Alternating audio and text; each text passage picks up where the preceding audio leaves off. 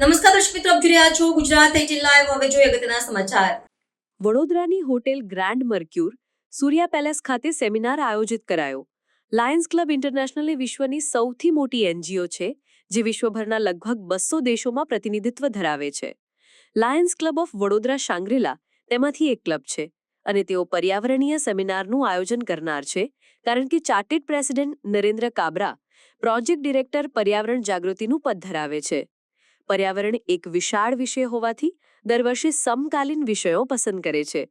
આ વર્ષના સેમિનારનું શીર્ષક પર્યાવરણ સંરક્ષણમાં નાગરિકોની ભૂમિકા, વડોદરામાં સફળતાની વાર્તાઓ છે. આ વિષય પર ઉત્તમ જ્ઞાન ધરાવતા પ્રખ્યાત વક્તાઓને આમંત્રિત કરાયા. સેમિનારમાં મહારાજા સયાજીરાવ યુનિવર્સિટીના કુલપતિ પ્રોફેસર ડોક્ટર ભાલચંદ્ર ભાનગે મુખ્ય અતિથિ છે અને દીપક ગઢિયા ટ્રસ્ટી મુનિ સેવા આશ્રમ જેવા પ્રખ્યાત વક્તાઓ પર્યાવરણ પર વાત કરશે. અપર્ણા અરુણાચલમ જેઓ ઝીરો વેસ્ટ સોસાયટી વિશે વાત કરશે. Doctor Shilpi Saraswat faculty of family and community services જેઓ કચરાના વ્યવસ્થાપન દ્વારા સમુદાય સશક્તિકરણ વિશે વાત કરશે. કિરીટ અંજારિયા ભૂતપૂર્વ પ્રમુખ જેઓ શાંગ્રીલા લક્ઝરી એપાર્ટમેન્ટ્સ ગોરવામાં ગ્રીન પ્રેક્ટિસ વિશે વાત કરશે. રાકેશ પટેલ ઇન્દિરાનગર પ્રાથમિક શાળાના આચાર્ય જેઓ તેમની શાળામાં પર્યાવરણીય પ્રેક્ટિસ વિશે વાત કરશે. બરોડા યુનિવર્સિટીના તમામ અગ્રણી ફેકલ્ટી અને વિદ્યાર્થીઓ, ઉદ્યોગપતિઓ, સમાન ક્ષેત્રમાં કામ કરતા એનજીઓના પ્રતિનિધિઓ અને વ્યાવસાયિકોને અમારા મહેમાનો તરીકે આમંત્રિત કરાયા.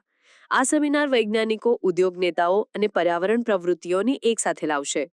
અંતિમ ધ્યેય પર્યાવરણમાં સુધારણા માટે યોજના અને સામૂહિક પ્રતિબદ્ધતાને પ્રોત્સાહન આપવાનું છે. આ વર્ષનો વિષય વિવિધ સમાજો, વ્યક્તિઓ, એનજીઓ અને શાળાઓ દ્વારા અનુસરવામાં આવતી શ્રેષ્ઠ પ્રથાઓ પર છે. આ કરેન્સન Nilambar Bellissimo 1 ISKCON Heights, Shangrila luxury apartment, Shikhar society, Nilambar Bellissimo 3 વગેરે જેવી મોટી સોસાયટીઓના પ્રમુખ અને સચિવને આમંત્રિત કરાયા. સેમિનારમાં લગભગ 130 સહભાગીઓ હાજર રહેશે તેવી અપેક્ષા વ્યક્ત કરાઈ.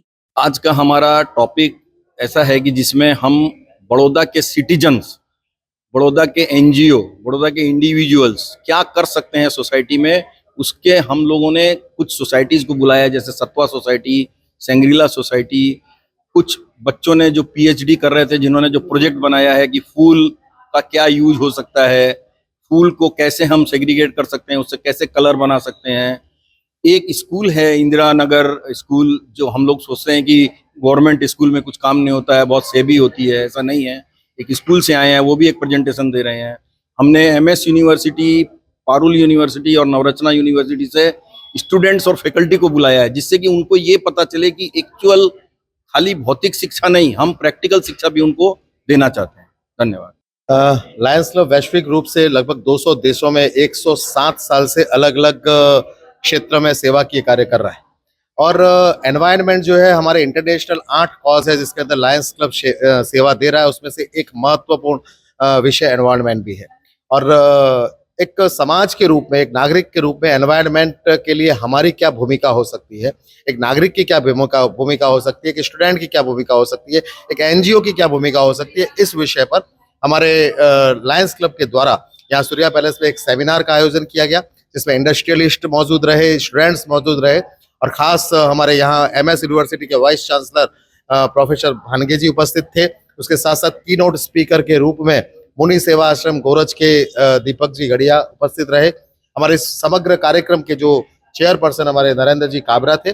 और लायंस क्लब की अलग अलग जो पूरे डिस्ट्रिक्ट की क्लब्स है, मेंबर्स हैं, वो भी यहाँ उपस्थित रहे. हमारी एक एनजीओ के रूप में भूमिका हम कैसे निर्वहन करें, ये उसका एक मुख्य उद्देश्य था. एनवायरनमेंट के लिए हमारा मैसेज ये है कि हम सिर्फ प्रशासन पर निर्भर नहीं रह सकते. एक नागरिक के रूप में हमारी भूमिका भी हमको निर्वहन करनी है. हम कैसे रीयूज, रिड्यूस के फॉर्मूला पर आगे बढ़ सकते हैं, हम कैसे प्लास्टिक को कम से कम यूज कर सकते हैं, हम कैसे जो ई वेस्ट है उसको हम किस तरह से उसका निष्पादन कर सकते हैं, तो एक ट्री प्लांटेशन किस तरह से कर सकते हैं, हम अर्बन फॉरेस्ट किस तरह से डेवलप कर सकते हैं, उसमें हम अपना कैसे रोल अदा कर सकते हैं, उसके विषय में जैसे एमएस यूनिवर्सिटी के अंदर जो वाटर हार्वेस्टिंग के लिए एक बहुत अच्छा प्रकल्प चल रहा है, तो एमएस यूनिवर्सिटी जैसे अलग अलग सोसाइटीज में वाटर हार्वेस्टिंग पे क्या काम हो सकता है, सोलर एनर्जी पर क्या काम हो सकता है, तो उन सब विषयों पर हमने एक चर्चा की. और हम एक एनजीओ के रूप में लायंस क्लब अपनी भूमिका कहाँ देखता है, किस तरह से हम अपनी भूमिका को निर्वहन कर सकते हैं, वो एक हमारा एक चर्चा का विषय रहा।